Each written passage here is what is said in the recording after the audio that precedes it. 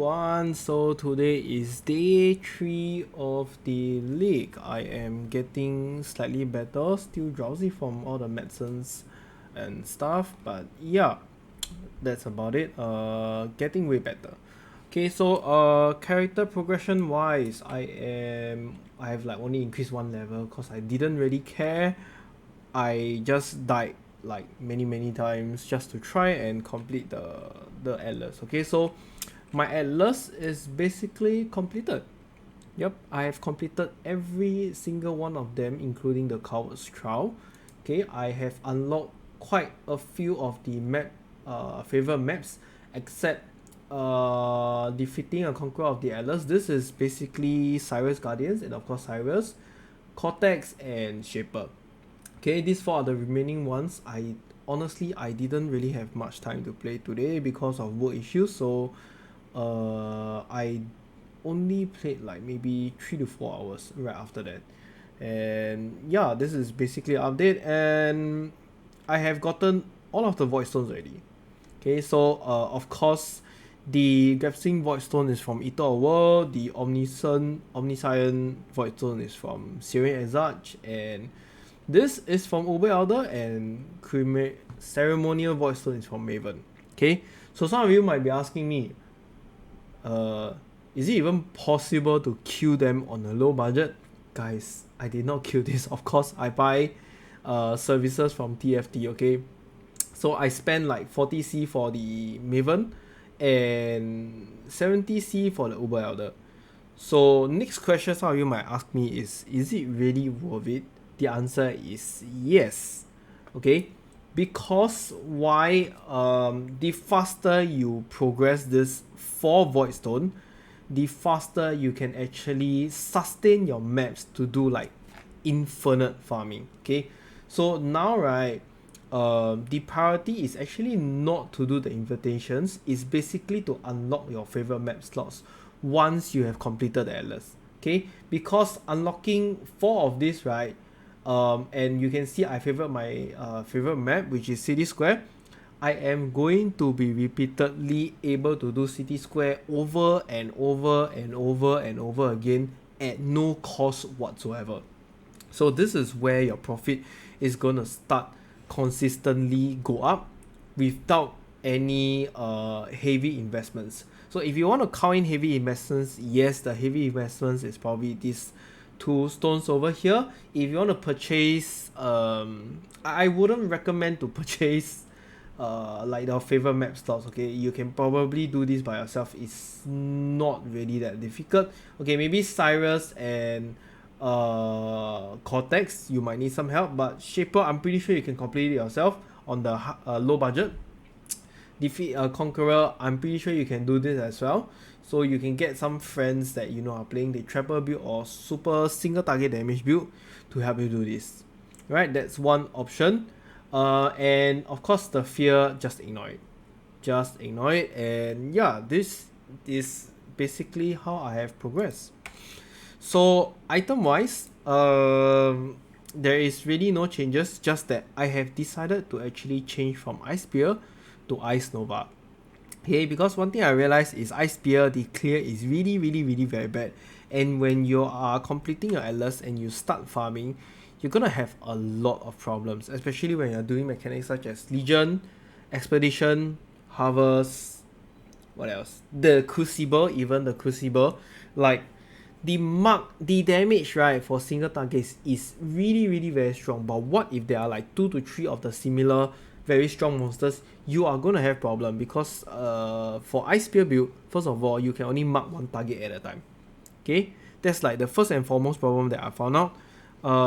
Secondly, the pierce is not enough if you have more than 3 targets. Okay, and honestly the damage difference is not significantly a lot. Maybe let's just say 2 times of Ice Spear is probably equals to 3 times of Ice Nova damage, something like that, right? So yeah, I decided to change to Ice Nova. And for those of you that's actually slightly struggling, right, I would actually highly recommend you to change to Ice Nova if possible. Okay, so what I've changed, basically you replace Ice Spear with Ice Nova. Okay, and greater multiple projectile, you basically change for hypothermia. That's all for the 16. Okay, the rest is still the same. And guys, if you can purchase this level 21 Ice Nova, is even better. Okay, this thing is only like, don't know, 3 to 5C. I'm pretty sure you can afford it. I am very sure you can afford it. Okay, so just go and buy it.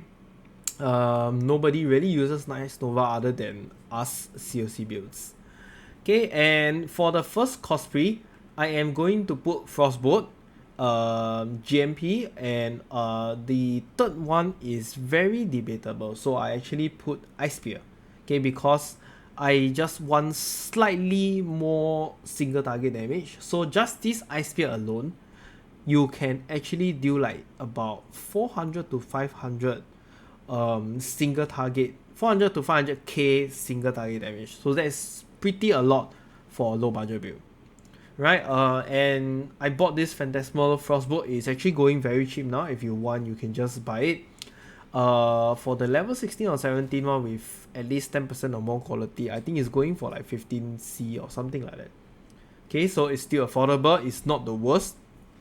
The other cosplay is basically just your utility cosplay, going for Frostbolt, Bone Chill, and Calling Strike. Okay, you can put in whatever utility you want, it doesn't matter. Right, the next change is basically because we are going back to Ice Nova, you can no longer use your mark. So I reverted back to the Vortex Hex Touch and the Frostbite Elemental Weakness. Okay, this is your go-to for your curse. There's really not much of a choice given, and the rest is the same. So yup, that's how I have been transiting. I felt that Ice Nova is way better when farming. Okay, it's much smoother. You don't really have any issues with even like the rare monsters. And previously when I was using Ice Spear and doing Expedition, even though it's not the best, okay, I'm just doing Expedition for the sake of completing the achievement as well. It was really bad. The clear was really bad. I can clearly see, right, that the Ice Nova previously on my cosplay is helping me way more than the Ice Sphere on my 6 link. Right, so that's one issue that I found out, and I decided that was the break point where I decided that I should change to a 6 link Ice Nova. Okay, next is the Crucible. Okay, maybe let me just go through my skill tree first. Okay, so this is basically what I am actually farming right after Atlas. In City Square, I am actually combining both Expedition and Harvest into it. Okay, the only difference that I didn't take is probably over here, which is the focus point of Harvest, where you can focus whether you want to have more purple plants, yellow plants, or blue plants. Okay, just either one of them. I did not take any of this because I want, as of now, I just want all colors to spawn. So that's why I don't need this, and I managed to squeeze in both of the league mechanics with Stream of Consciousness. Okay, so this is actually pretty good. I did not do this before, but I've been running a few City Square maps and I realized they appear quite often. So if you get Harvest, you might not get Expedition. If you get Expedition, you might not get Harvest. If you're lucky, you get both. Right? So that's really just about it. Expedition is just to farm your logbooks, get more Expedition currencies, refresh vendor currencies that sells for very expensive now. And Harvest is just there because it's really just plain simple, brain dead easy. Okay, for crafting your items or whatsoever. And because of the Eldritch Gateway now, I can link all the way to the Searing Exarch, and that gives me a very good profit over time, which means I'm getting very consistent profit. Okay, just in short. Right, so yeah, I'm not going to go through a skill tree. This is just showing you what I'm actually currently farming. Right, next I want to talk about is the Crucible. Okay, the Crucible is very, very difficult, especially for builds, melee builds like us, where we have to go into close proximity range. It is really, really very difficult. So expect to die a lot of times if you actually want to do it. I am still doing it actually, but I do not go like the full blast like I do not hold all the way. So basically I just try to hold at least 50%. So every map is like 50%, 50%. So I'll get one full skill tree, right? Something like that. So I do not die. But yeah, actually I think it is, if your map mods do not have too much damage modifiers, you can actually just blast it full all the way. Okay, and as of now, what I recommended is to just have your filter show prophecy wand. Okay, I'm always just doing this prophecy wand. Why? Number one is because if you actually get the Crucible skill tree where it allows you to sell your weapon in exchange for a guaranteed unique weapon, prophecy wand is going to give you void battery, which you can sell for 2.5 divine. Okay, each void battery is going for 2.5 divine right now, just the base. Okay, there is a lot of currency, and if you do not want prophecy wand, you can go for stuff like champion kite shield, which guarantees you Aegis Aurora as well, and it's also going for like 2.5 to 2.7 div. So pretty much similar, just that prophecy wand is like just a 3 square item, 3 small square items. So I choose the prophecy wand over champion kite shield. Alright, and why do you want to keep doing this is because not only you have a chance to sell this for a void battery, but you will get a very, even though the chances are very slim, but you might get a chance to actually vendor it for other currencies as well.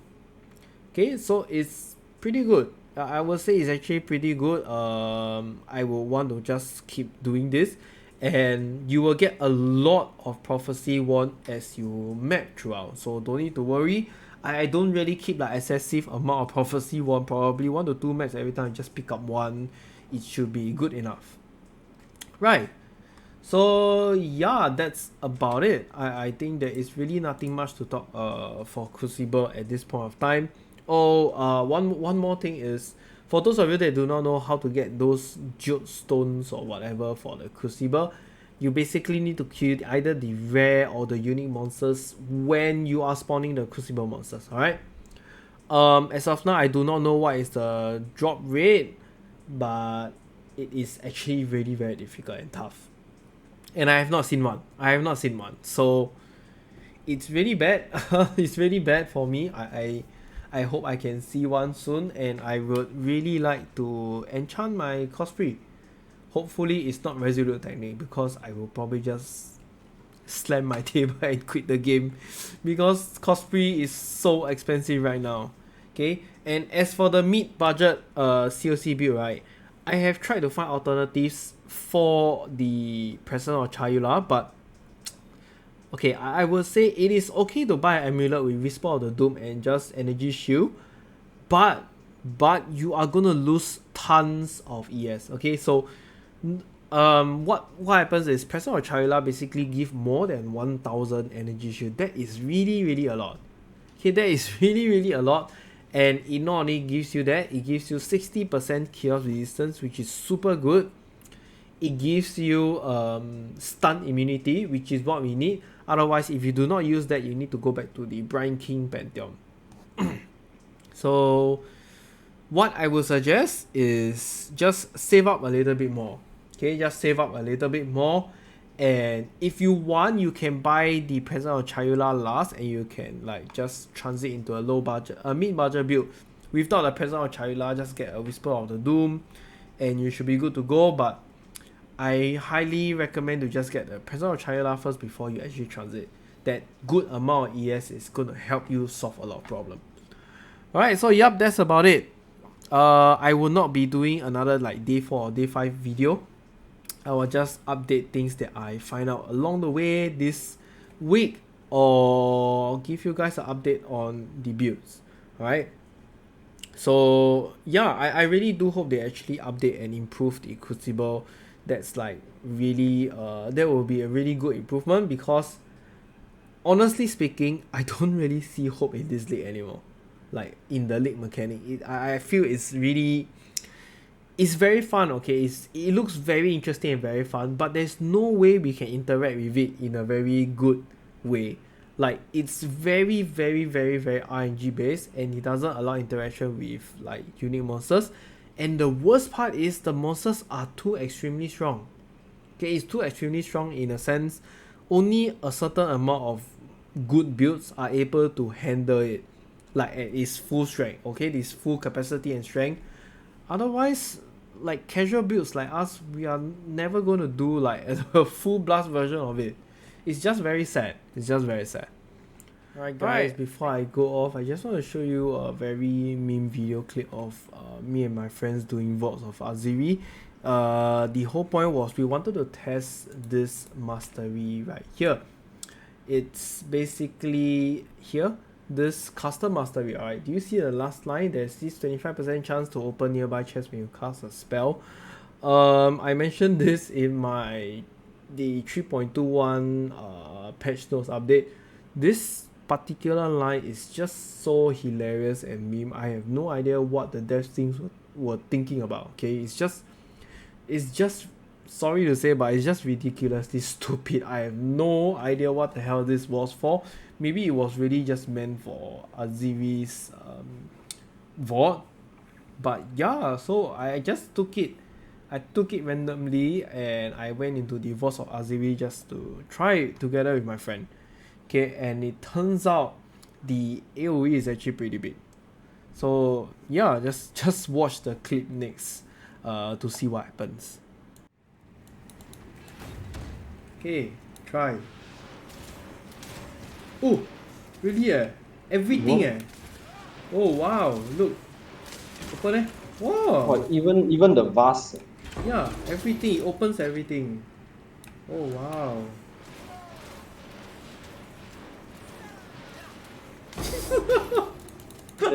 So stupid. Hey, but efficient though.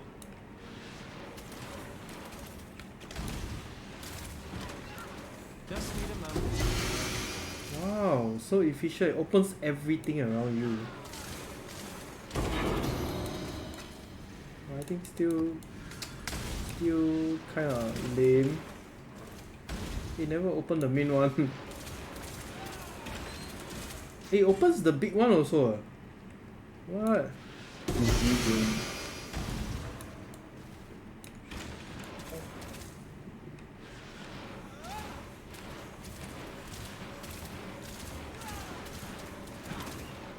Okay. Open. The AoE, the area like very big though. It opens.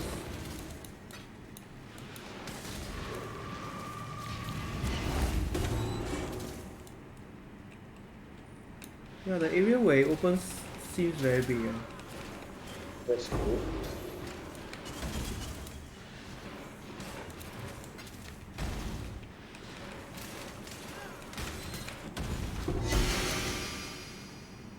What is this? Superior sling work.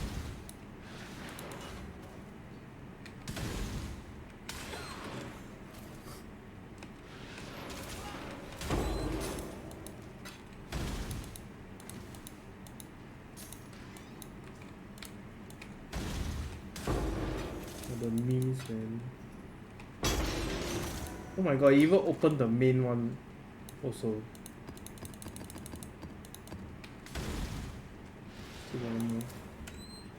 Okay, that's it. So meme. That's it. Alright, thank you for watching guys. I'll see you in the next video. Bye.